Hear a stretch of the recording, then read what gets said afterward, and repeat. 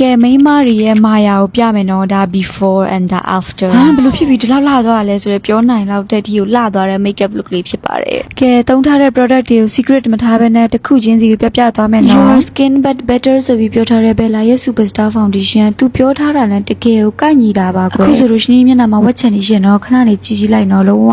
blur effect ရပြီးတော့ smooth finish ကိုပေးတယ်လို့ခံစားရတယ်ပေါ့နော်ဒါလည်း Bella ရဲ့ superstar series ထဲကပဲ eyebrow ကိုမှ brown color shade လေးပေါ့နော်အနောက်မှာ scoop လဲပါတယ်ပြီးတော့အဲ့လိုတတရဲလို့ရတော်တော်လေးအဆင်ပြေတယ်ပေါ့နော်လို့ရှိလို့မျိုး eyebrow မချက်တဲ့လူတွေအတွက်ဆိုရှင်မျက်နှာလေးချက်တည်ရှိသွားအောင် grease ဆိုတဲ့ shade လေးယူပြီး eyeshadow အနေနဲ့သုံးလိုက်ပါတယ်ရှင်အခုမှသတိထားမိရပေါ့နော်ကျွန်မအကုန် superstar တွေပဲသုံးထားဒါလည်း Bella ရဲ့ superstar eyeliner လေးဖြစ်ပါတယ်ဒါလေးက super thin eyebrow မှာမျက်လုံးရဲ့ waterline အောက်မှာနည်းနည်းလေးချဲ့ပြီးတာပေါ့နော်ပြီးရင် mascara ဆိုးမယ် mascara ဆိုးပြီးရင်တော့ခုနကသုံးထားတဲ့ eyeshadow အနေနဲ့သုံးထားတဲ့ Bella ကိုပဲ blush အနေနဲ့သုံးတဲ့ဒီ